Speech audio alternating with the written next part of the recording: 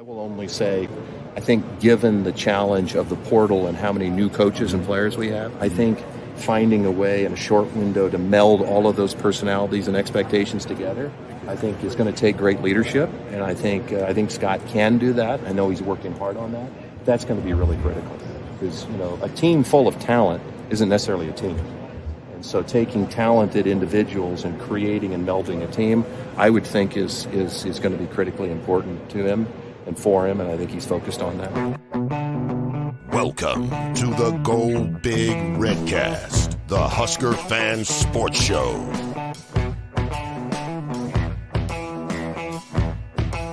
Welcome to the Go Big Redcast. I'm your host, David Gaspers, and I'm with Honky.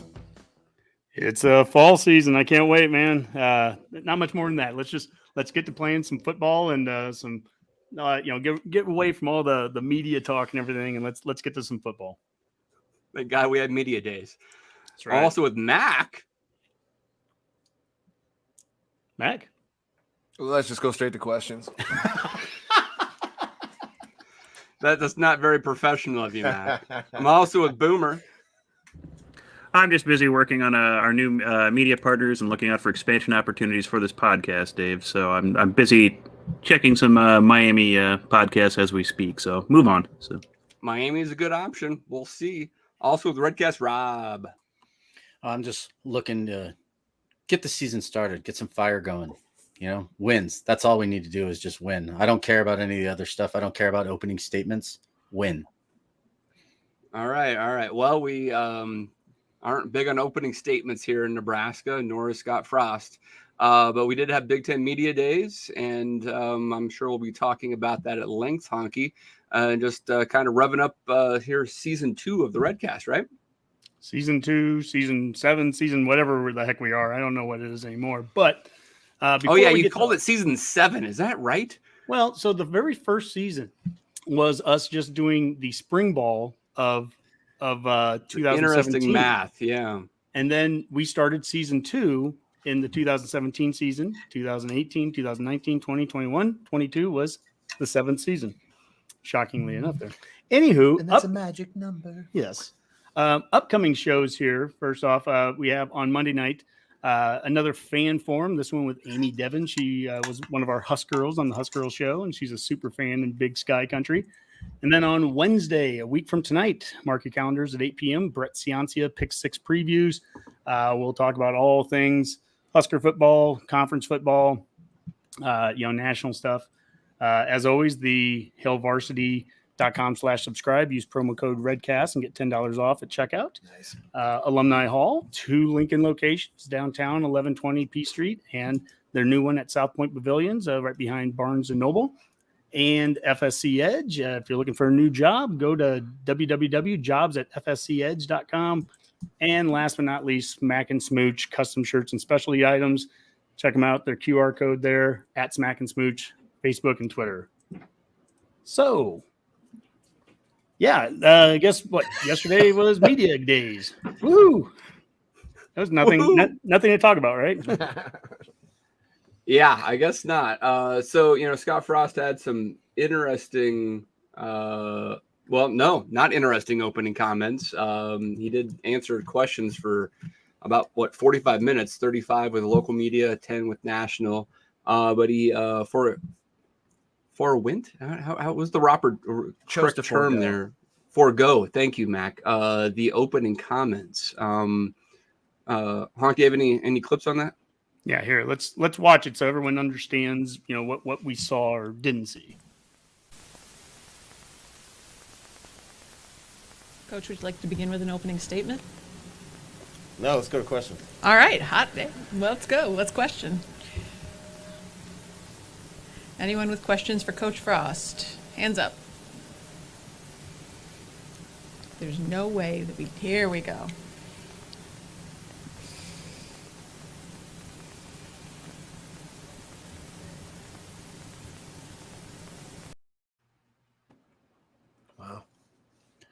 That was awesome. I'm not kidding. I seriously, look, this is the way I look at it. He stunned like everybody in the media right there, and they didn't know what to say. He knew exactly what he was going to be doing the second he got up there. And they just sat there and like, they were like, oh, wait, we're not going to have anything to pick apart and write about and do some crappy article. Okay, here, write a crappy article on him not saying anything. There you go, guys. Now, what do you want to know about the football team? Rob, as anybody who goes through like media training of any sort, you always want to be able to dictate the conversation, right? And you have an opportunity, whether it's 30 seconds of opening statement or 30 minutes, like PJ Fleck, you take advantage of that to simply frame a viewpoint. But the right? viewpoints And were anybody framed early in the year, they've been framed the entire offseason. He could have simply said, you know what? I don't have a lot to say today, guys. Glad you got here early. I know we have to get back to get to practice. We're all business this year. Let's open it up for questions. Because that would have been they would have expressed the exact same niceties to him. That would have been, and that's how you deal with the media, right? I am shocked that either we do not have a media relations person coaching Scott Frost to do the right thing, or that he ignores it and does something like that. It's stupid because it causes us to have conversations like this that do not need to happen. Literally 20 seconds, 2 or 3 sentences, and we'd not be talking about this. We'd simply be moving on, right? But oh no, he has to stand there and not do anything. It's poor coaching, and it's either Trev Albert's fault for not having someone tell him don't do that, or it's Scott Frost's fault for not actually listening to the professionals that helped him. One of the two. Well, here, I'm going to just show, I mean, I guess I don't really, at this point, guys are going to have their narrative or they're going to write what they're going to write anyways. We can see this from a media standpoint in the same day, hours away from each other with the World Herald here. And I'm not here to crap on just these guys. I mean, look, we've had Chattel on. We respect Chattel. This is not an attack on individual people. But, I mean, here's Sam McEwen writing that in some ways the process of deciding if Frost can deliver that started on Tuesday. It began with an awkward silence, which, by the way, I was watching live. I wasn't awkward to me, but Tom Chattel on Scott Frost's seeming indifference at Big Ten Media Days and the program's new CEO, Trev Alberts. So that's, Sam McEwen writing that tweet about a quote from Chattel. Now, here's Dave Feit, who we're going to have on in a couple of weeks for one of our fan forums. He goes, I prefer the afternoon version of this column, which is Tom's take. Scott Frost is all business at Big Ten Media Days. And it's a whole different narrative there. So I guess you're right, Dave, in some extent, come out, say something at the beginning, don't, whatever, but you're not going to frame their narratives. Narratives are already going to be framed by the time they're coming there, and they're going to take whatever you say and twist it into whatever they were already going to write to begin with. So, you can say you missed an opportunity, or you can just say, look, it is what it is. But I mean, there's a lot of video that we can get to from that media days. I would tend to lean more towards kind of what Dave says on this. In the grand scheme of things, this isn't a big deal. It's not going to make or break a season, but it kind of comes down to a couple things we've talked about Frost needed to do this year about being that CEO and wanting this team to speak with one voice. Well, if you're going to be the CEO, you're the one who needs to be out there making the statements. You're the one who can set the narrative, he's going to be the one speaking. So, take that opportunity. Like Dave said, even if it's 20 seconds, go ahead and do that. And, one of the things that Frost mentioned during media days is they need to be doing those little things right to kind of get them over the hump. I mean, this is a little thing in the grand scheme of things, but it's just one of many little things. Just get these things right so they're not issues, they're not stories. Media doesn't have to waste any time on it. We don't have to waste time on it.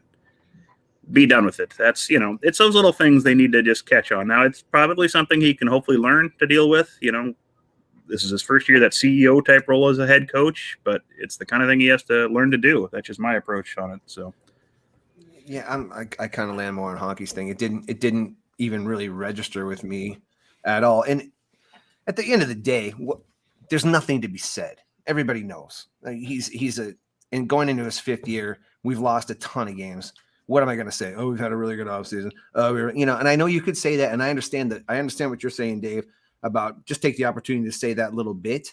It didn't look defiant to me. It looked like it was more of where are the questions? I mean, he just come from 35 minutes of questions from the reporters in the other room. That's where he had just come from. So he was in question mode. So I don't know what the expectation was, but it didn't seem like a defiant or misstep. It just was confuses to me, and says he's done this for 5 years. He knows. I mean, it's not like he hasn't done this before. So he probably knows the expectation that you have some sort of opening statement, even if it's really brief. It would have been very simple for him to say, like, you know what, I don't have a lot to talk about today, guys. Let's open up to questions. All he had to do, he knew that they were expecting an opening statement. That's not on the media. It's literally how the program is set up. Every other coach in the Big Ten had an opening statement. All you had to do is just acknowledge that that's just kind of standard protocol and go along the norms. It's in all fairness, though, every other coach thing. in all fairness, though, every other coach hasn't gone through what he's gone through this offseason. I haven't heard anything about Iowa, Minnesota, but I don't know about the other 13 from a national standpoint. Everybody knows everything about Nebraska. We're like everybody's favorite person to pick on. So it comes down to like what more could he possibly say that he hasn't said or hasn't been said already? Yeah, let's move on, because if you wanted to not have anybody talk about this, all you would have to do was 30 seconds of simple intro. Well, the Redcast, we gave our official statement on it yesterday. Hey, Coach Frost, you did fine today, GBR. And that, I don't know, great, bad. It's a nothing burger. You're not going to win any football games and lose any football games in media days. Moving silence like lasagna. That's probably the main thing. But some of the questions there, I thought this was interesting. It came from two different Ohio guys. So we're not knocking Nebraska media here. This is Ohio media. Not yet. But two questions here, and they're phrased a little differently. The first one was, I thought, phrased poorly, and I thought Frost answered it really well. The second one, I love the way that the guy asked it. So this will be about a minute and a half here of video, but here, watch this one. First one is about us not being competitive. Hi, Coach Frost. Tino Bovenzi with Spectrum News in Ohio. Looking at you guys' success or lack thereof over the past couple of years, you're not up to the standard where you'd want to be. I think you'd say that yourself. How do you guys get back on track competitively and ultimately get to the Big Ten championship? Yeah, competitively, I think is the wrong way to put it. We were competitive in every game last year. We had our chances to win. We've made a ton of progress as a program from a talent perspective and a culture perspective. We haven't got it where we want it yet. There's a little piece we still got to put together to make sure we get over the hump, but we're excited to have another chance to do that. I think that was a really good way of answering that, because we've talked about that ad nauseum over the course of the offseason. It's when we had Sipple on, and Sipple goes, we weren't bad last year. Bad is the wrong word. We were competitive, right? And so when the question is phrased in a way of you're not being competitive, now that was one Ohio guy. Here's another Ohio reporter almost asking kind of the same question, but I like the way that he phrased it here, and I think he got an equally good response from Frost out of it. Hi, Coach. Steve Hellwagon with 24/7 Sports in Columbus. Question I have, 3-9 is the record, but all 9 of the losses by single digits. And you turn 3 of those, it's a bowl season. You turn 6 of those, you win the division. And you're right there in every game. Just what, and not to wallow in the losing or anything like that, but just what is it that can be done just to make that one more play, that one more thing that puts you guys over the top to start turning those close losses into wins? I mean, you're right there with Michigan. You're right there with Ohio State, both those games. Just what is it that's going to be that's going to put it over the top? Yeah, we had a good enough team last year to do better than we did. That falls on me. It falls on the whole coaching staff. It falls on the whole team. Compliment Ohio State. They came into Lincoln with a really good football team, and we were right in the game, and we didn't win it, and that seemed to happen quite a bit. It'd be easy if it was one thing. It's a little harder because it was a little something different in every game. And more than anything, I think we just need to have a little more of a killer instinct to finish games, and we get in those close games, we need to finish them. Look forward to competing this year. I'm sure we'll be in some more, and we got to find a way to come out on top. What I like about that, what he said there, was that, it's the little tiny things, right? But it was a little tiny something different in each game. And we've talked about this, Dave. I think we did this 6 months ago. We talked about how we might be that far away, but it might be this much, amount of work that it takes to get there. Well, each game it was this, right? So it's this, and then game 2 was that, and game 3 was that, and game 4 was that. And by the time you add up the 9 losses, all times that, we have to get that much better to get over that hump. And I mean that, certainly the number of changes that have been made over the offseason have been geared towards affecting literally every one of those things that have happened in every one of those games. I mean, now Now it's about you just got to execute it.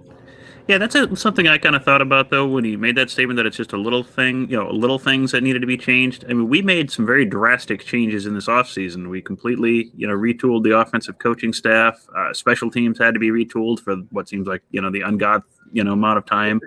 We brought in a ton of new talents. I mean, was it really just little things that need to be fixed, or was there really a lot that needed to be fixed? And we're kind of hoping it works this offseason. I was thinking about that after he said that, and I'm still not sure where I come down on it. So. Well, they're little things that stick out like a sore thumb is what they are. Well, they are, but if it's just a little thing, this is a massive wholesale change from what it was. And they're also little things that are happening in the same places, right? They're just different, right? It's like springing leaks in your washing and dryer line in 6 different places, as opposed to like a sink upstairs and a sink in the bathroom or whatever. It's like, special teams. And let's be honest, it almost felt like he took a shot at a certain someone there at the end when he said that they needed a killer instinct and couldn't finish the games. I'm not saying any names because, moving on, but it did kind of sound like that was there. I mean, again, if we want to overinterpret things and hear things that we shouldn't be hearing in these press conferences, could be self-reflective too, Rob. That it could be. You're right. It could be, but he did say everybody was responsible. And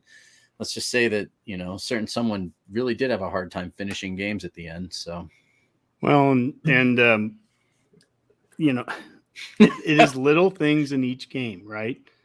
But cumulatively, especially when they were little things that were different from one game to the next, that's where it adds up over the course of the season into big things.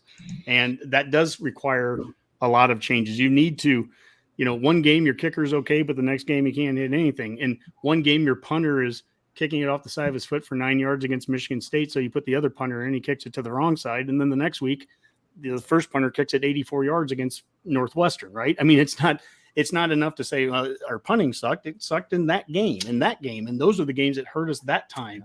We need more consistency across the board. That's without a doubt. Every area that cost us last year, we also had really good plays sometimes in those areas. Yeah. Like every single one.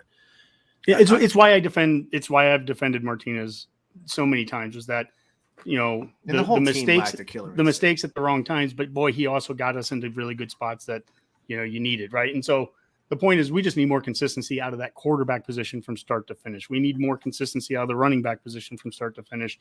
And Boomer, I think to your original question, that requires making enough changes without starting everything over from scratch. I mean, our defense, as an example, isn't starting over from scratch, and that's probably a good thing right now. We've got a lot of good key components back from a really good defense, and let's hang our hat on that, and the special teams immediately have to be instantaneously, not just okay, not just average. We need to win games because of special teams, and that and because of how bad they were, that required a lot of changes from coaching to all the every specialist. Yes. From the snappers to the kickers to the guys returning the ball, every one of them has changed. And I think Boomer, as a special teams coordinator for the Redcast, you would probably say that was a good move.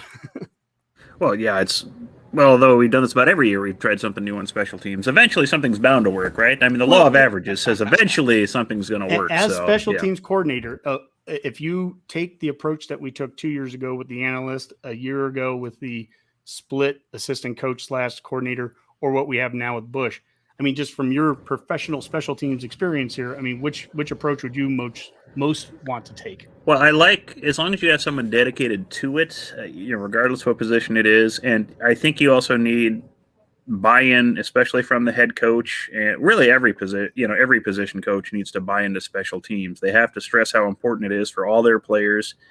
If we're putting you on special teams, even if you're normally a safety or cornerback or whatever, it's not just something to get you on the field. It's an important key part of the game. So it stems from everything. I like having a coach that can spend a lot of time on it because we obviously need it. What we have been doing doesn't work.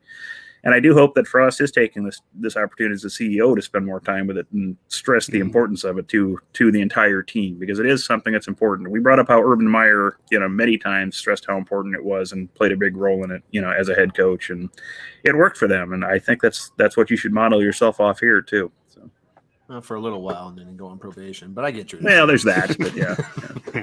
But they won championships. That's fine. So hey man, I'll take a little probation if it comes after Jim. Honestly, it doesn't matter. I just want free tattoos. So no, No, those free tattoos were before him. So Yeah, that was Trestle. Yeah. Jeez, I Sweater vest. So many Yeah, Urban Meyer violations, would so many, thrive in so the many college coaches. football I can't keep environment up right with them. But I think one thing that we've talked about a lot all off season, Dave, was the Northwestern game, the importance of the Northwestern game, kicking it off well, getting a good start. Here's Frost on that Northwestern game. We're excited to go play in Ireland. There's some challenges that go along with that. We've been planning for it for a long time. We're going to try to handle it as well as we can. Our players understand it. It's not a bull trip. We didn't earn it. We're going over there to play a football game, and that's got to be the focus. I like that approach. We didn't earn it. Dave, I think you were checking today. The tickets are still under $600 from Denver round trip to Ireland. If you could get some tickets and go over there, I mean, what do you want to see? Not a victory, obviously. I mean, that goes without saying. What do you want to see in that first game? What are some of those things that does it go without saying, Honky? Because the answer to a successful season is winning. Right? Like what score do you need to see? And is 1-0 good enough? Because I've said that a number of times. I'll take 1-0 right now. Yeah, I mean, I don't know how I get to 1-0, but I would just take any sort of victory there. Obviously, I think that the narrative this year is Pat Fitzgerald's team is going to be down again. They're picked to finish last. This is exactly when Northwestern actually surprises everyone and plays better than expected. I don't know anything about the Northwestern roster or the coaching staff, but I expect them probably to be at least slightly better than last year's team. And it's the first game out of the gate in a different location.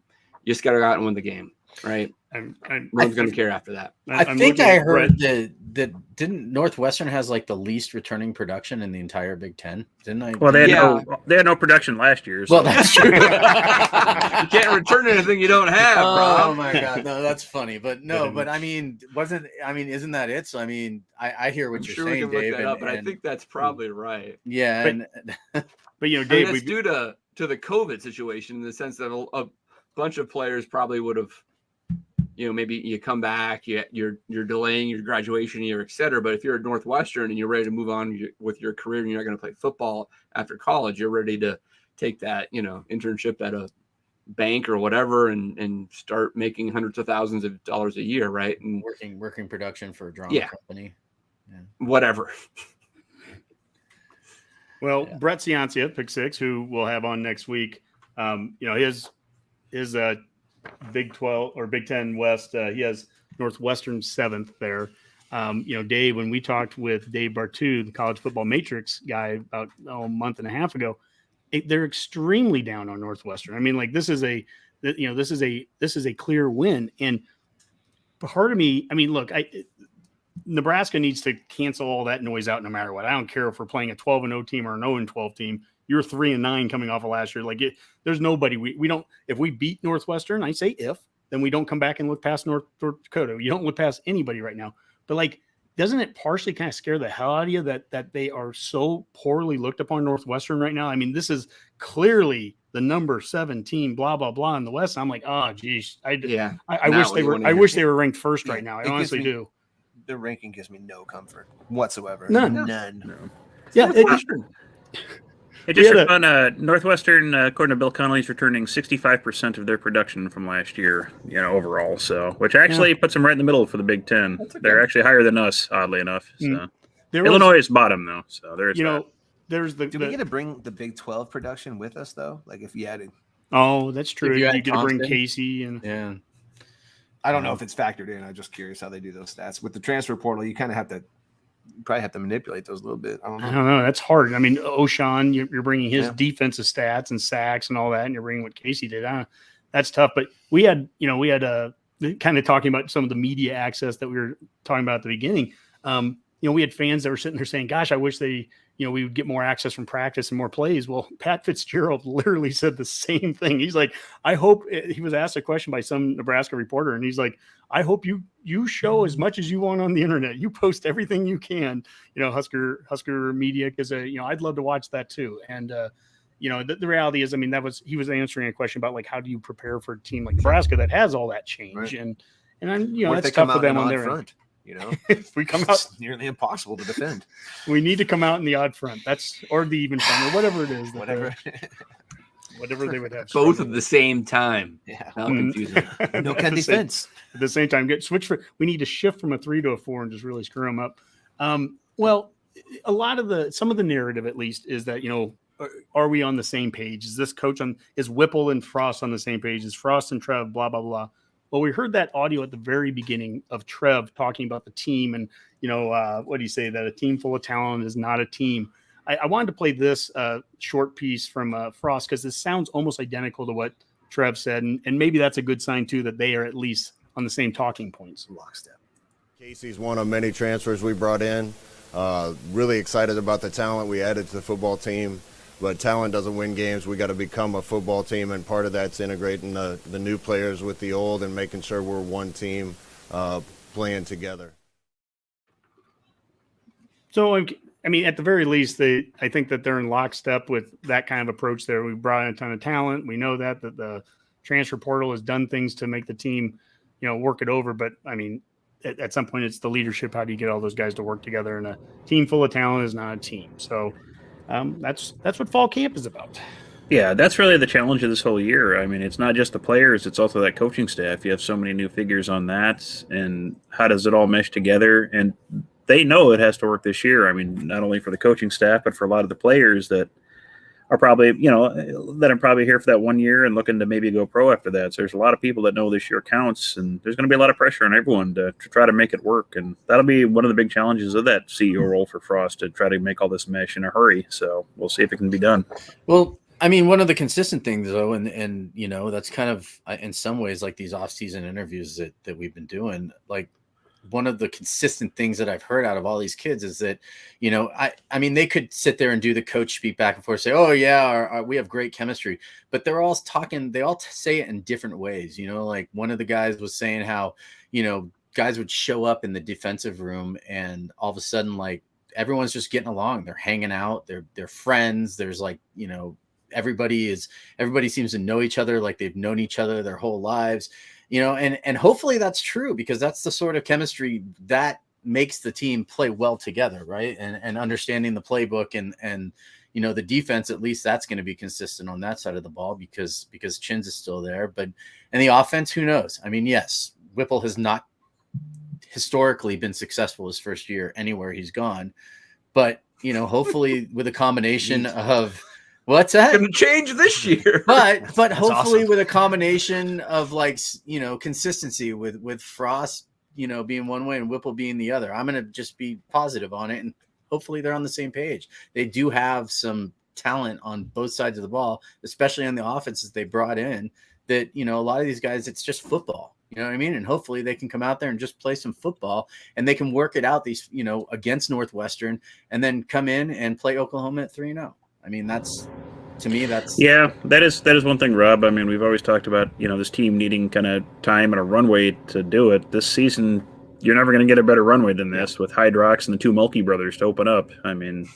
You've got all the time you need. So if it doesn't work this year, I don't know when it will. So yeah, no, that's completely fair. And Frost said it prior to last year that, this team needs to get some momentum under its wings and everything. Had every opportunity with a team to start off like with Illinois, and we're not going to rehash all that, but this is that there's no complaints right now about scheduling with that. We need to win some games early. And I don't expect, here's the thing with expectations. I don't know that we shouldn't have any expectation that we're going to come out and be world beaters on offense in game one. I don't. No. I expect our defense to play tough-nosed, strong defense and make it hard on Northwestern to score a lot of points. And I do expect that our special teams comes out and performs at a high level from an execution standpoint, meaning that would be the best indicator of success for the rest of the year. We're punting where you're supposed to punt. You're making extra points. We missed 2 of those in the first game last year. We're fielding every punt that we should field. And if it's going over our head into the end zone, you let it go. We're playing smart special teams. And if you do that, you're going to win a couple games early in the season just because of playing solid special teams. And as you're working through whatever it is that your offensive transitions and all that you're working through that, but you got to win games along the way. Right now, Boomer, your runway thing is perfect. There is a runway here. You got to play Mistake, close to mistake-free ball. The O-line on the offense is what I'm really watching. I watched the Oklahoma game again from last year, and there's these moments where I walked away so inspired, like, oh my God, we did this well and this well and this well. But I'm also tearing my hair out because after the first drive was done, we had 4 offensive line penalties in the first drive. 8 offensive line penalties by the end of the game. And you're like, okay, yeah, we can't do that again. That's where you make, I don't know if that's a little mistake or a big one, but that was certainly one that warranted, we have a new position coach there now. So. Honk, is there other media day tweets or videos that you want to talk about? Let me. I want to show one here from Trev, and we just talked about the staff. Trev brings up the new staff perspective and what those guys bring to the room. So let's listen to that. Well, I think when you have coaches like Mark and Mickey and some of the other coaches, I mean, you got to understand they're bringing experiences to Nebraska, working for other head coaches or being a head coach himself or even NFL experience or working with different personalities of players that I think really can help Scott. It's just a broadening of your perspective. I think having a coach that's had to create systems and play calling in multiple situations. I mean, every conference is different. What you're going to do in the NFL is likely different than what you're going to do in the ACC. So I think a lot of it is just perspective. When you sit around a table with different experiences, different perspectives, and different abilities, it has, it's just going to impact you, I think, in a positive way, as long as you're receptive to it. And I think Scott has certainly been receptive to it.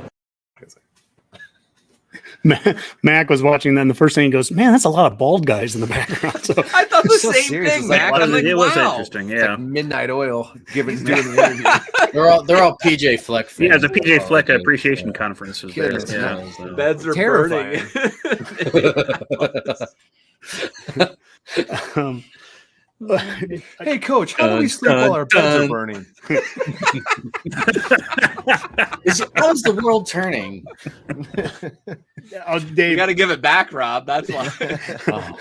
Dave, we'll start with you. I mean, you've had, I think, very legitimate questions about Whipple and just how quickly will this work, and this needs to work quickly. So, based off of some what you just heard there with Albert's talking about the staff and what they bring, what they offer, but also the challenges of making it work. I mean, what do you think as you hear Trev talk about that?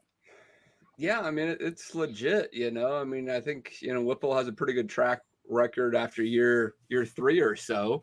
That's just not going to cut it. I think he needs to be good enough this year to be retained, right? And that means, in my opinion, they need to go 6-6, 7-5 to get that. You guys are far more ambitious. I just think they need to go to a bowl game, and Trev wants the staff to stay together. I mean, they're investing too much in allowing Frost to recreate this to kick him to the curb with a bowl season. So even with a light record, I think they just need to get to 6-6. So can Whipple and Frost meld together well enough to get there? And I think with this schedule and the talent they have on the roster, which I think is legitimately good, they probably can get there. I completely agree with you, Honky, that the offensive line, ultimately, we can talk about skill position guys all day long. If the O-line doesn't produce to the level that you need to do in the Big Ten, that's going to be the problem. So we're going to see.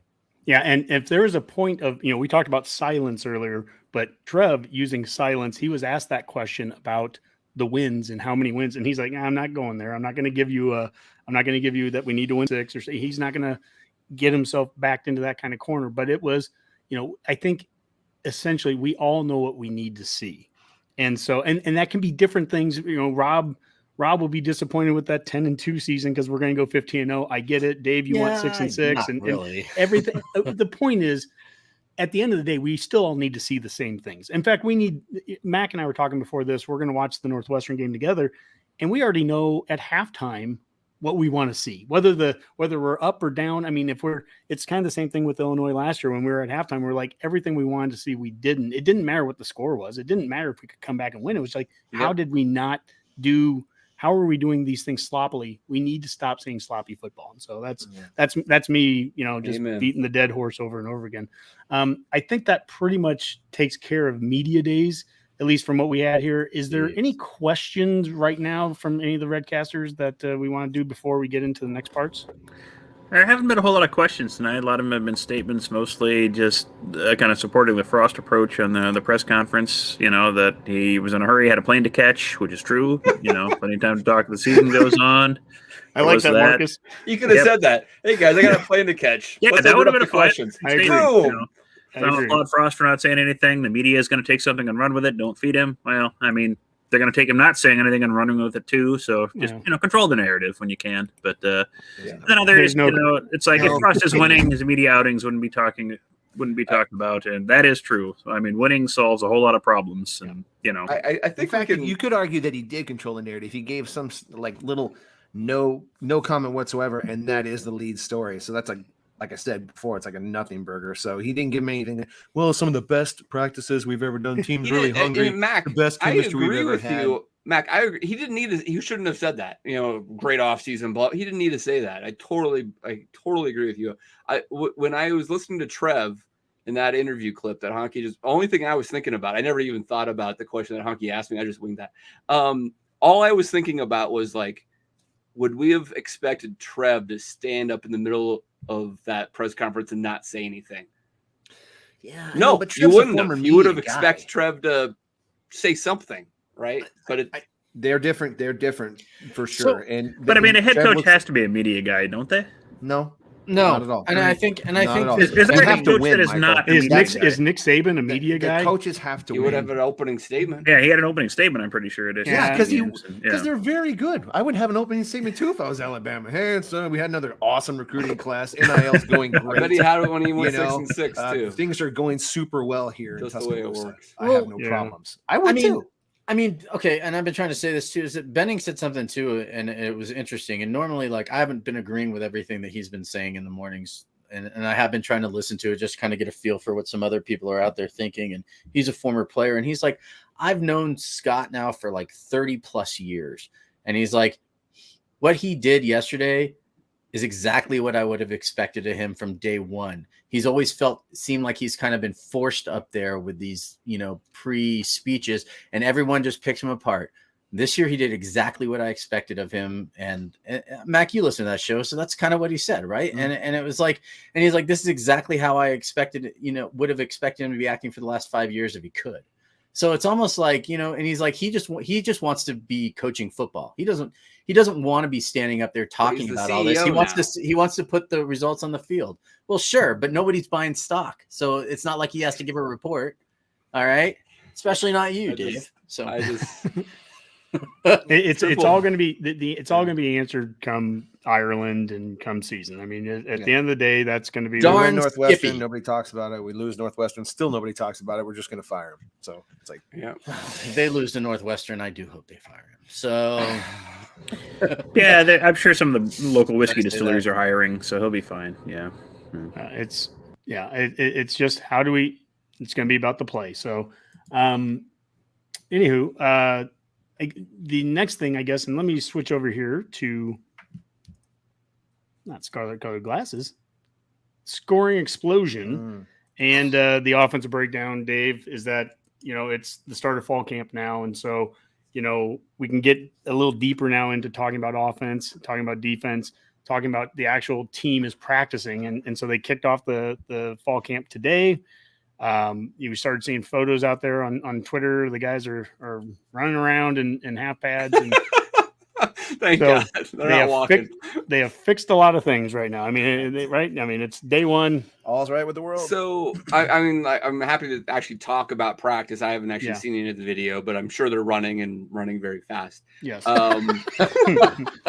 In shorts, Dave. In shorts. Right. I mean, we get so much from this team, I mean, there's so much to talk about. But to the combo, the start of practice with actually some of the more valuable tidbits we heard from Media Days from Frost. It was interesting to hear him a little bit talk about handing over kind of the keys of the offense to Whipple, and how, he even said it made him sad in some way. I don't know. I heard that. I didn't actually see if that was a smirk on his face or not, but it just was interesting to hear him being pretty open about, this kind of change dynamic in that offensive room. I thought that was, and I watched that video there, and I thought it was great. This is an instance of him being, open and candid. And I also saw people take that as, oh, look, he can't, he's going to struggle so much to give it up. No, I just think he genuinely likes being an offensive play caller. I mean, it's a fun part of the job, but I also think that there was a realization that he had to come to where he's like, I don't know how to say it any other way than I'm not good enough right now in my career to be able to be the play caller, the OC, do all that, run the program the way the program needs to be run. Not a lot of coaches do that anyways. I mean, I know he'd love to be like Tom Osborne that way. Osborne's a very special coach. He's a Hall of Fame kind of coach for a reason. And there's a lot of coaches that's just something that you don't handle all that. Being the OC by itself is a lot. Now, and Osborne didn't have to deal with NIL or the transfer portal either. There's a lot of things. Plate these days. There is this video, Dave, here where Frost talked a little bit about the role and that he's not completely stepping away from it, but obviously that Whipple's the OC. So here's him answering a question kind of about how that role is going to go. Yeah, stepping away is the wrong way to put it. I'm going to still have my hand in it. It's going to be a fun collaboration with somebody else that knows a lot of football.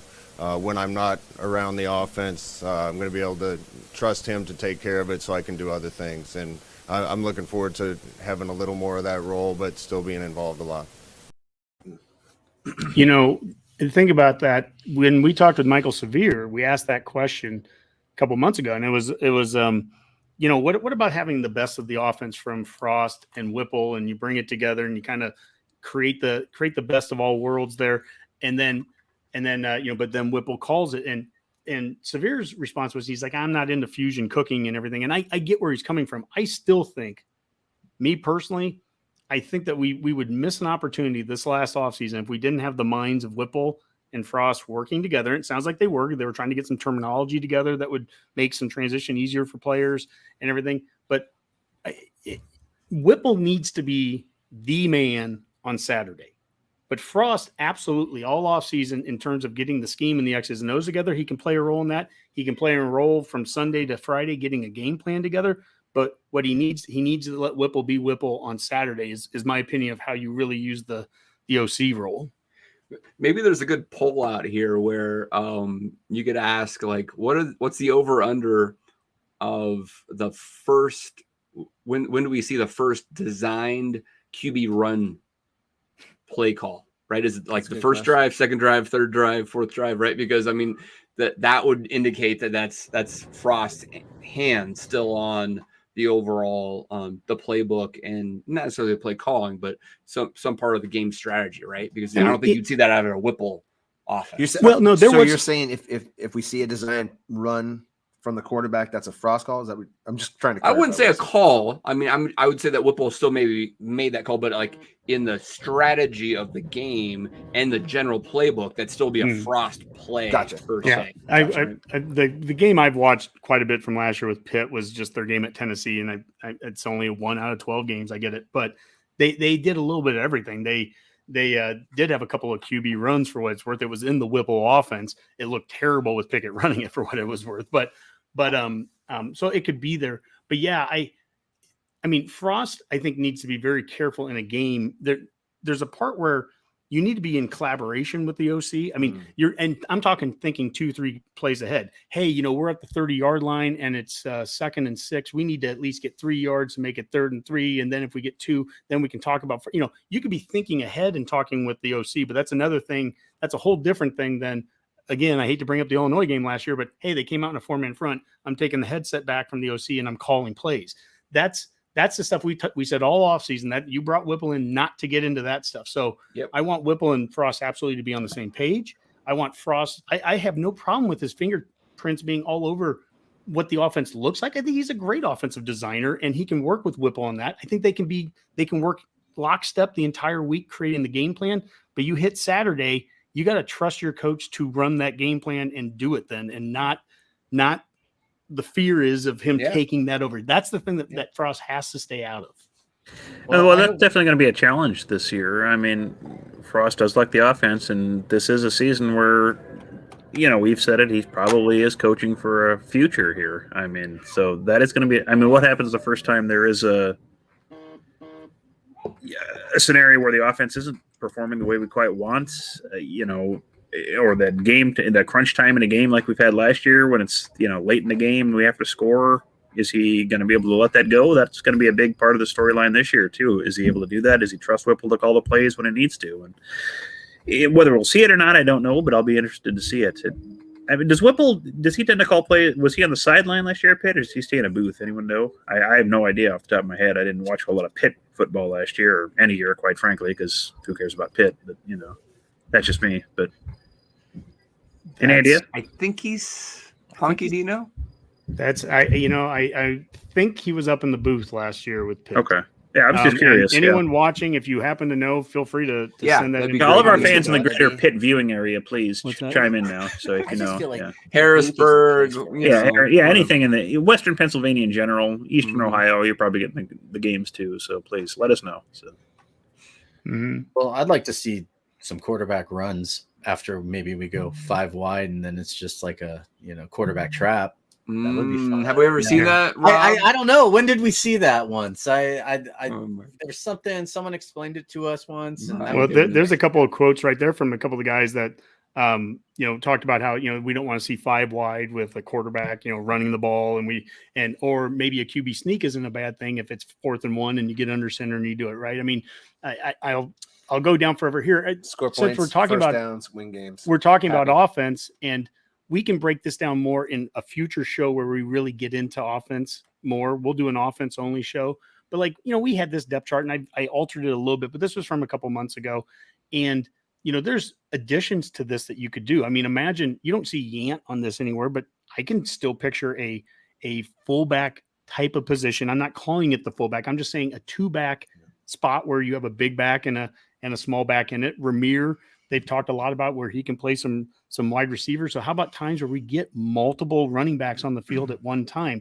That's a way when you start getting into 4th and short and you get under center. I mean, those are, I guess I'll use the 2 fingers close to each other, small changes, but they're meaningful changes because, I agree with everyone that wrote in about, if we're seeing, I'll really be depressed, Dave, if it's tied at halftime against Northwestern, but on 3 different 4th and 1s, we came out in 5 wide shotgun sets. And, I'm like, that's the stuff. Does anybody have data on Whipple's offense in 4th and short? What he does? Because I've seen. I don't have data on it. He's really good in the red zone, but he's really good throwing the ball in the red zone, right? So I don't think Husker fans want to hear that, but I think we're going to throw the ball in the red zone because that's what Whipple does. I'd be curious to know what his 4th down conversion rate is and what his play calling is. I'd be interested too in what the personnel grouping would be in that. Sure. Does he use the tight end? Well, you get Vokalek on the field, you get a guy like Chancellor Brewington, you get a guy like Yant in the backfield, and you start to get a couple. You get different body types in there, and maybe get to 2 backs, have another back on the field too, and you can do some things where you have the crackback motion with Brewington that has worked well, and play action and roll out of that, or shovel pass. No. There's the Mac I forgot about. Okay, one shovel pass at the goal line, and we're done. We're done. The show that would definitely be a Frost call. That will be the death of the Go Big Redcast is one more shovel pass at the goal line. I think we all can just call it quits. Or if we open up Ireland with that's something like that, or a slant pass to the sideline. That's throw it out to the flat. Yep. I want to show this again because, guys, this will be I think an opportunity for us. Take a look at this. Take a look at this when you rewatch the show or whatever. We'll come back and we'll do an offensive show in a couple of weeks, and I think we can really kind of. At that point, maybe we'll start to have more information too about, which guys are looking certain ways at different positions, but somebody's hurt or something like that. Yeah. If there's an injury or whatever, I just moved Newley off this. He was on it, from a couple months ago. Right. So I put Ben Hart up at right tackle. There's Corcoran. I put him at right guard. Kevin Williams Jr., who Rob talked with back in February, he's left guard. There's Teddy Prohaska at left tackle. Again, this is broken record from previous years, but that's 3 top 100 linemen on the offensive line. Sounds good. I mean, that sounds good, Dave, from a talent perspective, right? Now, if we have 4 penalties, if we have 4 penalties in the first drive like we did against Oklahoma, we're also quitting the show, right? We're never doing another show again. So stop having four penalties on the opening drive. And there's too many. We're going to quit the show lines tonight. I'm concerned because I'm going to have me and Boomer doing a show randomly in September and wondering where Honky and Rob are at. And I'm like, well, hey, we can make it work, Dave. We got Rob. Sure, too, we'll so throw a show together. We can make this happen. So. Here, just wait. I can have this guy here. Yeah, just do that, and I'll just get some of Rob's dumbest quotes and just push play on those. Rob, are you going to take that? Well, how about true is the problem? How about this? That's the thing, though, is that I'm usually right. Dave calls me stupid, and then it turns out to be right. So call it stupid all you want, Dave, but you're just mad that I'm generally correct. So. Well, how about this? This is I hope you're generally correct this year. Yeah, some offensive tweets of the week here that will help get us out of scoring explosion. One of them here came from Adam Brenneman, and he gave the top 5 play callers in college football. And this was from, I don't know, July 18th. What's that? Is that a drawing? We need to get back to more drawings with like college football posters and stuff. Remember like the Big 8 when we had like courtroom drawings? Is that what you're looking for? Like a stylized photograph. 100%. We need to scoping almost. We need to graphic designers Dan to get in that. Yeah, graphic designer Swobes for us. So he could do that. He's outstanding. But anyways, Adam Brenneman, so this is some national guy, and he wrote his top 5 play callers in college football. And number 1 was Lincoln Riley at Southern Cal. There's number 2, Ryan Day with Ohio State. Lane Kiffin with Ole Miss. Bill O'Brien at Alabama. And number 5, Mark Whipple at Nebraska. Again, that's Honky, can you bring that back up again? Sure. I'm wondering if Swobes could zoom in and we could see Whipple's play sheet there. It looks like he's on the sideline for sure there too. Yeah. Yeah, that certainly wouldn't be in a booth. Yeah, no question. Yeah. Yeah, all the passes were written in black, and so that's the. But so he has a reputation of being a successful play caller there. When we talked again, I brought him up a couple times with Michael Severe. When we talked with him, Severe was very high. He said a year ago on Whipple, long before he ever thought Whipple was going to come here. By the way, he just thought that he runs an offense and calls an offense well. So I mean, we're coming. This is the weird thing. This is how does Brett Ciancia have us at number 2 when we were 3-9? Yeah, in the West. How do these people have us projected that way? And it's like in today's world, between the transfer portal, you can lose a 4-year starting quarterback, but replace him with a quarterback who started for a year at Texas.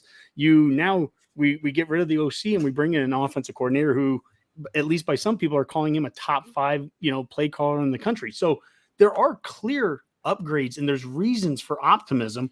There's reasons for skepticism, and I get those too. Mm-hmm. But there's reason for optimism, and I thought that was interesting. That wasn't somebody from a local media source saying that. That's someone national saying that we have a top 5 play caller. Well, and that's something I want to ask him next week when we have him on the show next Wednesday night. Just a little quick plug there, but I want to know too, because usually when we have him on the show, he's not up on Nebraska. He usually just is nice to us about it and isn't too hard, but he never has Nebraska fans a lot. But he never has us ranked very high at all. And all of a sudden this year he sees us as being that way. And he's been accurate. You're right. So why can't he be accurate this year? If he's accurate this year, then we'd be second in the West. Honestly, it thrills me. I did not know he had us at 2. It's the same thing. We're like one. It's like Wisconsin was picked up the top there because I listened to him do an interview this week with Derek Peterson of Hail Varsity, which everyone should give a listen to. And he said on that interview that, he picked Wisconsin because Wisconsin's the easy pick, because they're the ones that have been the most consistent. They have all kinds of returning production, blah, blah, blah, blah. Wisconsin can run the ball. Good for them. But he picked Nebraska, and he said, quite frankly, it wouldn't surprise me if those two flip-flop. He said that. And then he also did say, and it wouldn't surprise me if Nebraska finished at the bottom, but he said it's way more likely that they're going to be where he picked them or when. Rob, you need to stop 3 minutes ago, because the further you went, the worse the mind. Yeah, I mean, if anything, the Big Ten West is going to be a fascinating storyline this year. I mean, there is no clear-cut favorite if you just look at it, dispassionately. There's questions on every team. Wisconsin's got questions at quarterback. Iowa's lost talent. Minnesota lost that big offensive line, but they do have their 12th year returning starter, Tanner Morgan, and, Mo Ibrahim coming back. So I don't know where they're going to be. Right. We've got a lot of talent, but a lot of questions. Northwestern is Autumn Bell back too for Minnesota? Yes, he is. So like I said, there are a lot of 12th year talent back for Minnesota there. So, and haven't Iowa's quarterbacks been competing for that job for the last 6 years as well? I think so. Yeah, the odds are good, and you never know what Northwestern's or Hydrox is going to bring in. Purdue's somehow wins games without running the ball. I don't know how to explain them. And Illinois, who knows with Bielema what they're going. The Big Ten West is going to be kind of interesting this year. Even if I wasn't a Nebraska fan, I'd be fascinated to kind of watch how this whole division is going to shake out. I mean, the key for Nebraska, and this is really, again, this isn't saying a specific win number. Are we in the race when November turns from October to November? Because that's been as big of an issue as anything. And this comes down to wins, but how many, as close as we are, is it competitive? As even Frost said, we've been competitive, right? But when it gets November 1st, we haven't been competitive when you look in the standings. I think it is highly important, and I'm not going to throw an exact number, but if we are out of the race come November 1st in the West, that's a problem. No matter what our record is, we've got to be, and that comes down to wins. We have to be. This has to be a competitive. We've got games like Wisconsin, and I think Minnesota might be the other one coming to Lincoln in November. Those need to be meaningful games for all those those ticket paying customers. I've got season tickets this year. Those games need to mean something in the standings for Nebraska when they come here in November. Ultimately, the schedule might be the deciding factor on our success this year. It's as favorable as it's ever going to get for us. Yes. I mean, we already know there's no excuses for this year, but that schedule lines up for Frost to be retained. And if we don't, then he needs to go, Yeah. But I mean, I feel like, yeah. Well, I feel like I don't know anything about it. Yeah. I mean, if you're not in the race in November with this schedule, because what do we have? Northwestern, Indiana, Rutgers, Purdue, Illinois to start that season before we hit November. So if you're not in the race at that point, you've lost to multiple of those teams. Yeah. I mean, Whipple's going to be the interim head coach. I'll put the exclamation point on the here. Self-destruct button at that point. I'm probably the most cautious on the optimism on this show, but if they're not still in the race on November 5th when they play Minnesota, that's a disaster because the Boomer's point. I mean, you need to be have 5 or 6 wins there. Because the last 4 are going to be the tougher. Mm-hmm. Yeah, I mean, I've said all along they need to be bowl eligible by week 7, end of week 7. Like that's. I approve your message. Well, Dave, let's move to throwing the bones. Talking a little bit of a defense here, and again, we're not going to. This isn't deep delving into it today. We're going to have a whole entire show. There's plenty of time between now and game 1. Yeah, this is just the kind of the overview. We'll start again. This is depth chart wise, and what I think was interesting, we threw this out, and I'm going to switch 2 names around here. That this is still old from about a month and a half ago. Okay. We have Devin Drew on the first team. We had Stephen Wynn on the second. I have no problem flipping those guys around. Drew has barely gotten here. I don't know who those people are. Yeah, and Wynn Wynn is the Alabama transfer who's been here all summer here. But specifically, what I like about it is that we have this in a 4-3 alignment. And it's kind of a 4-3 alignment. Also, we have the nickel back, the Nick back, Chris Kolarovic. So I don't know exactly how this is going to look, but just listening to Dawson the other night on the radio, he just flat out came out and said what we've been hearing all off season. We're going to have more 4-man front. So it's going to be maybe a 4-2 nickel, or it could be a 4-3. I don't know exactly how but it's going to be more 4-man front, 4 down front. Dave, when you were down in Lincoln back in April, and we just happened to walk up to Barry's that day. You had like a business thing you're doing that day, but then like we go over to Barry's, and it was the first coaches clinic that I haven't gone to in a generation. And we run into a couple of coaches that I had actually met that were from South Dakota, high school coaches, and I'd met at a previous one. And Dave and I were sitting there, and we ended up talking to these guys for a good hour or two. And one of them was a D-line coach that came out of Dawson's coaching clinic. And he goes, yeah, Dawson said we're going to run 80% 4-man front. And he's telling us that in April. So it's like, okay, I don't know why he'd be saying that if that wasn't the case, or I don't know why he'd be saying that anyways, so yeah, I envisioned 4-man front. That's what that depth chart looks like there. There was also a reason I didn't jump off the bridge when we would lose a Casey Rogers back in the day. I thought that we needed to get a couple of guys in the Can you bring that back up, Honky? Sure. I knew that we needed to get a couple guys in the portal. And, that's offense. And we did, but your defensive line depth, that 4-man front depth, starts to look different when you start to incorporate guys like Garrett Nelson, Blaze Gunnarsson, Butler into. So you have Caleb Tanner. I do have Caleb Tanner as a linebacker. He absolutely could be a D-end edge guy. I guess we should. He could be that hybrid guy too. We do need to replace the D-end with edge. That is the terminology there. And really, okay, so Redcasters, I probably need to do a little bit of work on this. There's basically 2 linebacker spots, and then there's 2 edge spots. So Caleb Tanner's role here probably would be as an edge. And we that edge spot, there's depth. Dude, Garrett Nelson Frost said that was one of the deepest. Oh my God. Tanner, Nelson, Mathis, Butler, Gunnarsson. Those are all edge guys. I'm going to redo this graphic a little bit just to kind of better show that they didn't. I should have had that ready. My apologies for the live audience there. But Dave, you wanted me to bring it back up. Is there something you wanted to specifically? No, I just wanted to look at it more closely. I mean, that was one thing that was interesting to see and see how you laid that out. Seeing Tommy Hill starting at cornerback, I think you might be right, but I'm sure Braxton Clark is going to argue that to the end of fall camp. So that's going to be really interesting. Is Buford for sure a safety? They've been moving. Yeah, they moved. Yeah, I think so.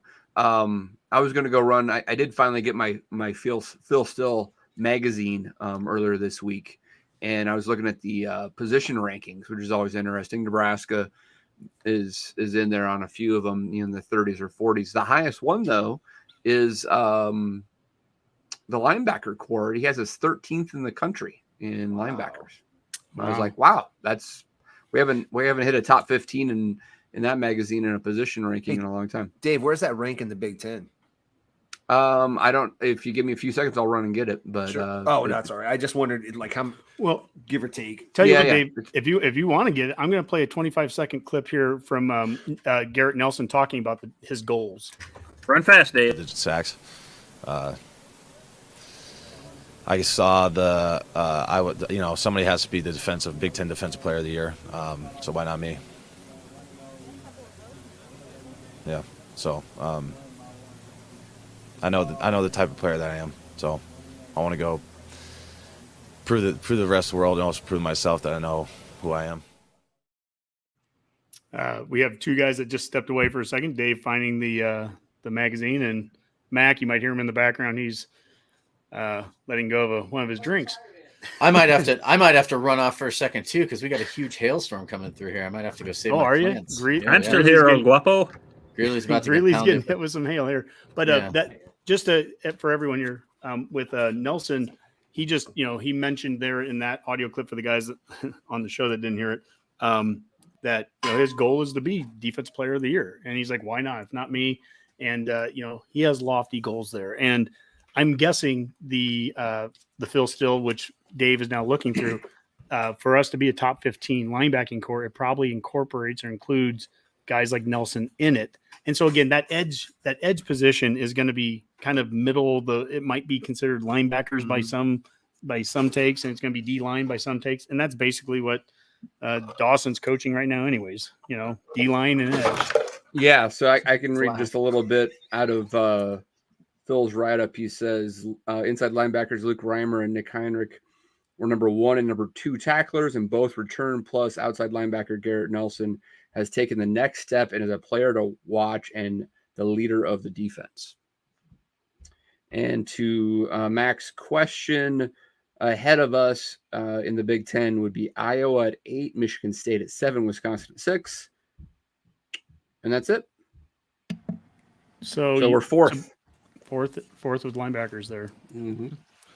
Would you guys agree that the linebacker position group is our strongest position group? Probably. On the defense, right? Or no, just in general, in the whole. That's a good question, Mac, because when I saw that, it made me think a little bit. And yeah, it's interesting. Hunk? You know, if you incorporate returning production into the projection of it, I would probably say yes, because they were both 100-yard between Henrich and Reimers, I mean, obviously, there's production. Now, at the same token, maybe this is me, drinking some of that Kool-Aid, but like I think very highly of what we have in the room at running back and what we have in the room at wide receiver, and yet, from a returning standpoint, a lot of it's projection, but it's a ton of potential. It's a ton of talent. My God, it's 4- and 5-star guys and all that good stuff. It's just, it's not necessarily proven yet wearing red and white, but the linebacking core, I have no issue saying that's as proven of a spot. I think the defensive backs, where we lose 3 of our 4 starters, but you get Newsome back, and he obviously represented us in Indianapolis at the media days. And then, Tommy Hill, I think, is a great transfer for us to get. And I think Fisher is very excited with some of the safeties. That's probably been the best recruited position group since Frost has been here, as the defensive backs. Like, we're still waiting for some of those, like Noah Pola-Gates. Buford's poised to make a breakout, but like there's been players within that group that are ready to shine. I mean, Quentin Newsome's came here, and to finally have some consistency from coaching at that position group too. I mean, you think about that. There was that stretch where we had like over. That's okay. Let me run through these position rankings really quick, just for conversation's sake. Really quick. Quarterback at 52nd, running back at 44th, wide receiver at 34th, and then offensive line 67th, defensive line. I'm looking. I don't see it. Linebackers again, 13th. I'm hoping I missed the D line. It's not good. It's not ranked. Defensive backs is 56th and not ranked on special teams. Go figure on that one. No, totally. That's someone like our special teams. But again, think about what happened with special teams. We now have a returner, Palmer, 5-star recruit and transfer from LSU, who has a D1 kick return and punt return to his name. So you're hoping that that's where the transfer portal helps you out. Our punting was, as we've said earlier, a disaster, and then we bring in the FCS punter of the year, right? So there's reason to be optimistic, and yet, based off of anything in the past, I don't know how you rank us any higher than not being ranked at all. Almost the way negative, they did. Yeah, sure. But the O-line one is really intriguing to me, Dave. 67th, and I've said this before. I'm going to say it again. To me, the player that really, maybe the most important player potentially on that O-line is Benhart, because if Benhart, who has as much experience as anybody coming back, and he has the NFL body. He is the 6'9" dude. He is a top 100 recruit. He's played 2 years of Big Ten ball where he has plenty of experience. If he can, but he also fell out of favor for plenty of mistakes. He's part of those jumping, offsides against Oklahoma that I talked about earlier. He's part of the problem that we had. He needs to, if he cleans that up with a new coach and has some new eyes on him, if Benhart can solidify that right tackle position, that opens up Corcoran to be able to play any of those other spots. We have Prohaska at left tackle. You have 3 top 100 recruits. If they actually play the potential, I'm asking a lot here, right? You play the potential. That doesn't sound like a 67th offense line in the country, but we haven't seen it either. I'm not knocking Still for ranking them there at all. Yeah. That's more than fair. If Raiola gets Benhart to be a solid starter, then we're set, because that means all the other guys have improved tremendously as well. That would be the development key that we're missing, right? That you're right. That's 100%. If they got Benhart to be a solid contributor as a starter, we're going to be just fine this year. Just fine. Frost said himself, we'll go as the offensive line goes, which isn't groundbreaking. Everybody knows that in terms of offense, but it needs, it definitely that could have been the opening statement. There you go, Dave. Dave, I'm in agreement with you. That could have been the opening statement. Here, I'm guilty of this. I brought us over to the offense, but we're still talking throw the bones. How about, we said the offensive line is the most important. Boomer, we'll get you talking here. What if there's a defensive area? What's key in the defense? Is D-line, linebackers, secondary? What do you think is key right away that they have to really take that step up for this defense to make the next step? Well, I think the D line has probably the biggest questions of what's out there, just because of who they're replacing and the talent that was brought in at the other positions, and like we said about the linebacking core being as solid as it is. I do want to see what the defensive line can do, and that's always been the thing in the Big Ten. The offensive lines are so dominant for a lot of these teams. So, how good is your defensive line? That answers a lot of questions. How good your defense is going to be. So, that's what I want to see going forward. This season, what can they do? Can Schneider make that D line like it was last year? And we'll see. So. Yes. Yeah. Big Ten's one in the trenches. So, Rob, you look wet. I am. We're getting a huge hailstorm out there. And speaking of defense, I had to throw some paint. I don't even know what you call them. Paint tarps, the big paint things that the people throw on the floor. I've got some very large ones. Right. Tarps, yeah. I've got some large ones. I threw them over my cars because we've got like nickel-sized hail coming down out there right now. So just saving my car. Of not plastic? But I'm really glad that you're asking, because I actually think the most important area for the defense this year is going to be the defensive backs, because I think we have some of the talent on the edge rushers. And I think that we got guys like Nash that are, I don't know what's so funny, Hunky, but no, I think that, Boomer posted. am I alive? Let us know in the comments. No. Oh, I didn't see. You don't want to know, Rob. Oh, I look wet. I am wet. Very wet for this team to start playing. This soon. is a family show. Well, PG-13. yeah, Let's go. We some mild violence. No, but I think the defensive backs, because if they can do their job in the back, they're going to give some time to some of these, what I think are going to end up being elite pass rushers, time to get to the quarterback of the opposing team. And especially with some of the guys that we have played against that we should be sacking on a regular basis, especially against certain teams that are yellow and gold, whose name I will not say. They don't have the best quarterback talent at some of these teams. They just happen to have a lot of time to do what they want I to think do. Aiden O'Connell's going to be really good in the Big Ten. What are you talking about? But anyway, but I mean, I do. And I think the defensive backs, because we got a lot of new guys that came in on that side of the ball as well. And back there, some transfers. And so I just think that, I just think that if they can do their job and they can pull together and show some experience from the guys that have been here that are now stepping into that role, the defensive ends are going to have some time to do their thing, and we're going to see some special things on the defensive side if that happens. Yeah, we need to. Mac and I talked before the show. Mac was watching a bunch of old film from 20 years ago, and it's like there's just always, what'd you say? Like the guys always just made a play. There was always that was kind of the thing, and we romanticize the 90s and maybe the late 80s a little bit as far as Husker football. But man, watching those games, we had plenty of 3-and-outs. We had plenty of drives that people were running the ball on us. But then they would fumble or we would have a turnover, and that would change the game. And it kind of just kept bouncing our way. And then we could break a team's will because we got a fortuitous turnover, and then we went down and scored. And that would just break the spirits of the other team. That stuff used to happen with regularity to those teams, and it's happened to this team in the complete reverse with a shocking amount of regularity. It's like insane the amount. They are the number one team in the Big Ten in turnovers in the last like 10 years or something like that. It's ridiculous. Just stupid. It's just so dumb. Like they weren't as. We were really good in the 90s, no doubt. We were dominant in this and that, but it was like watching when I put them on YouTube, I just expect us to steamroll every drive. I'm like, 3-0. What the hell? Wow, Frazier's like 50%. This sucks. I mean, like, where are the scores? And then, the fullback trap, 3 yards, 3 yards, 3 yards, 3 yards kick. I'm like, God damn, this isn't that fun to watch. But eventually you wear a team down and you start scoring points, and it's like, oh yeah, okay, this is how we won those games back in the day. This team isn't that, but we're not so far away from it that like we just had a few break score away. Boy, our record looks a hell of a lot better, and that's really all we're asking, right? I'll tell you what. I'll challenge. Oh, and Ron Brown's on the sideline in nearly any game you ever watch. I don't care if you go back. I swear to God, if I looked, if there was Devaney film, I bet you Ron Brown would be. He's like Pennywise. He's never aged. He's never same age.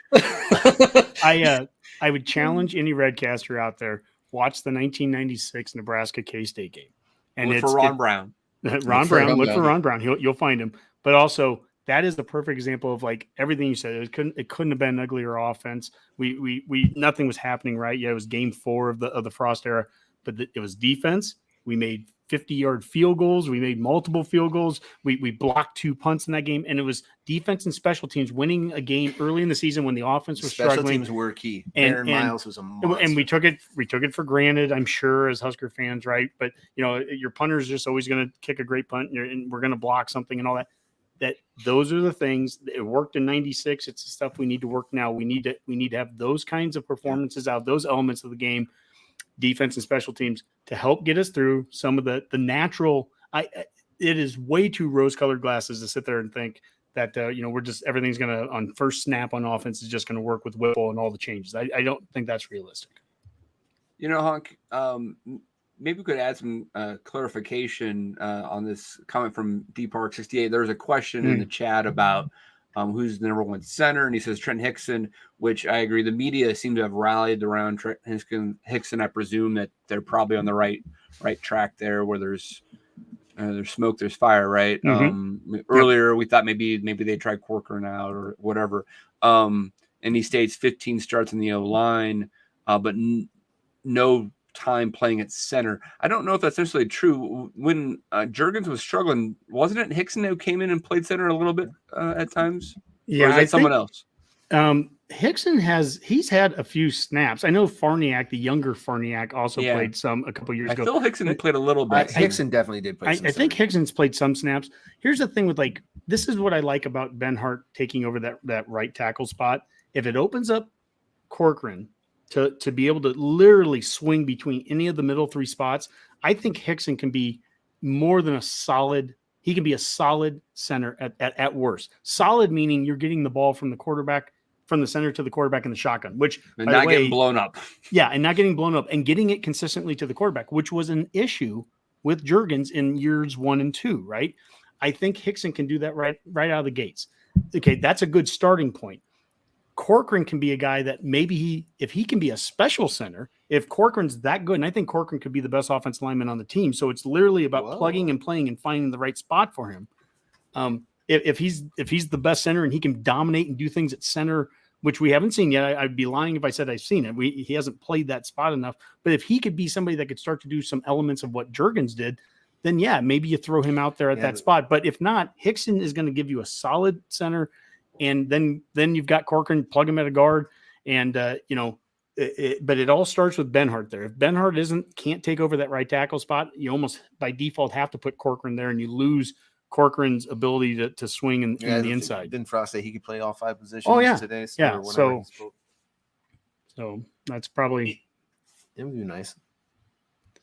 Well, guys, this has been good. Is there any other questions? I guess before we head out of this. Boomer, you've been watching. I see a boatload of comments. I just don't know if anything's been questions out of it. No questions. No. No. Come on. Everything we've talked about, we've explained so well that there are no questions. What is it? What was that from? That was like SNL. The Barry Gibb talk show. Barry Gibb talk show. Yeah. Come on. Is there any other questions, Boomer? Talk to your brother. Yeah. Yeah, no other questions. No, not at this point. Comedic reference of the night by Boomer. Thank you. Talk about chest hair. All right, Hawk, is there anything else we want to get to outside of chest hair and Barry Gibbs? Wish I had some. I think that we want to tackle before we have some parting shots. I don't. I think this is. I'd like to tackle the other team's quarterback. Boom. Well, I want to tackle the next couple of weeks. This is great to get this group together. I'm so glad we got tonight. Dave, I know you're at least out next week. I don't know if you're going to be back. Probably both weeks. Probably both weeks. We're not quite ready to announce our guy 2 weeks from now, but next week, like I said, we have Brett Ciancia.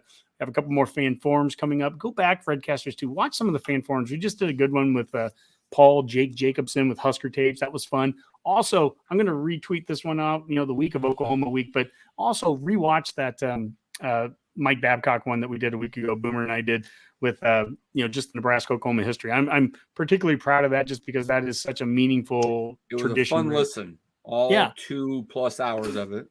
And if you don't want to listen to 2 hours, the only part I didn't like was when Rob interjected while you had your computer rebooted, and Rob, of course, immediately turns it to him. He's like, I've got these these thoughts. What do you think, Mike Babcock, about my thoughts? I'm like, you could have asked Mike Babcock any question out there about Husker history. Rob, and are you going to take towards this? you? I'm like, Well, Rob, first of all, I come wasn't on, even man. supposed to be on the dang show, Dave. Like, I was That's a seriously, I good get a text point. from Where Honky. was- It's like, where hey, was can you Boomer at jump that on point? here for 2 minutes? And I'm just like, sure, I'll jump on with Mike Babcock and have absolutely nothing in my brain to talk about except for like what Honky asked me to do. But I would thanks, have had Dave. 1,000 questions for the guy. You know Come what, on, though, Dave? Rob. You know what, though, Dave? I'm going to start doing that every single time you decide not to come onto a show because you could have been there.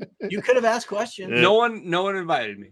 You're always invited. It's literally scheduled on our YouTube and alerts. Okay, you when you so Don't look at that. So, anywho, but the next couple weeks, we got a bunch of shows planned out there. You can go to our YouTube page and see which ones are planned, and then probably about 3 weeks from now, we'll get into probably a 2-week session of like offense, defense, and by that point, I mean it's game time. So, it's here. It's here. It's going to be fast. So, Redcasters, pay attention. Keep watching. And just remember, the Redcast has just as much access to the team as any other journalist out there, which is none, by the way. So, Well, might thanks as to well hear us Rob, talk. we have a lot of access to players because he's done a great job lining up interviews. So, Oh my we'll God, give Rob's a credit for that. hustler. Did Dave just say? Oh, He's and a we do hustler, have another baby. one that I am working on, thanks to you, Dave. That's right. And there's a good possibility that could happen. So look forward to that, Redcasters, because it is a good one. It's another nice good tease, Rob. Let's start the parting shots with Rob then, since he's on a roll. Well, I mean, I just want to see some football, man, and I think I'm going to find there's a new watch spot here in Greeley at a place called The Goat. So if we have any Colorado listeners who are looking for a place to watch the game, there's The Goat in Greeley, and Is it the is a Golden Nebraska Goat? watch You know what I'm bar. saying, Rob, right? Yeah, I You do got know me. what I'm saying. Golden Goat, yeah. But so I'll be there. I'll be watching the game from there and having a good time. And hopefully we come away. Last year I did not watch the Northwestern game, so I'm also considering that again because of the result. So there was no 311 concert that day, though. So we might Sure, you could find random '90s band that you can watch during the Northwestern game. Maybe. Yeah, the Urge or somebody's I'll bound be to be seeing playing. I'll be seeing 311 in Omaha with Lit and Three Doors Down 2 weeks later before the I heard Georgia Southern Southern counts, game, Rob. so, at some country club in Omaha. So yeah. All right, let's go to Boomer. Well, I don't have a whole lot.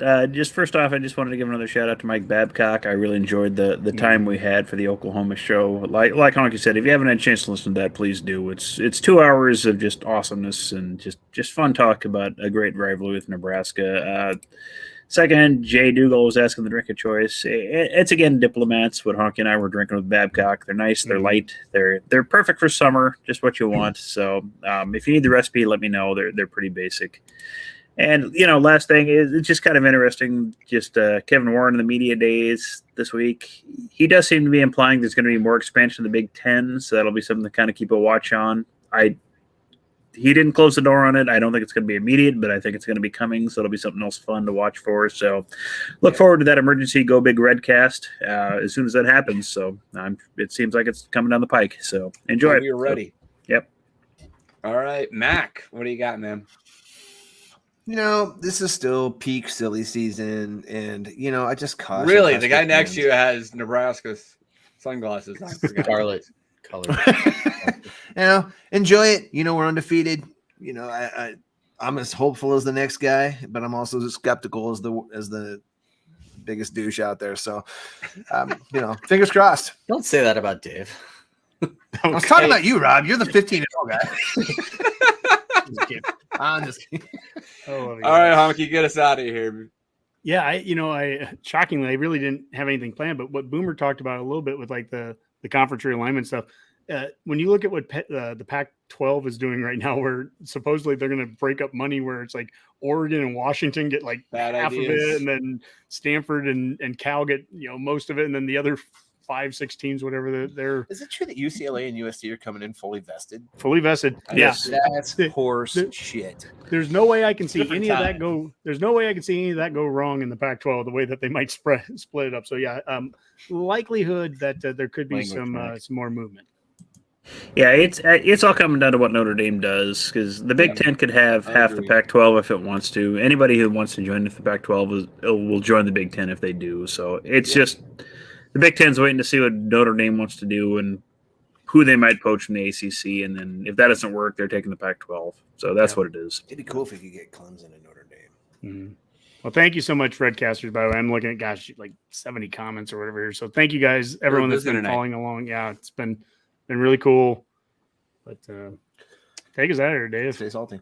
All right. Thanks, guys. A great show. I enjoyed being back on the show. I know I've taken most of the summer off, but you guys have taken great care with it. You're refreshed. You're refreshed, man. That's right. That's right. All right. For now, let's call that a Go Big Redcast. Go Big Red. GBR.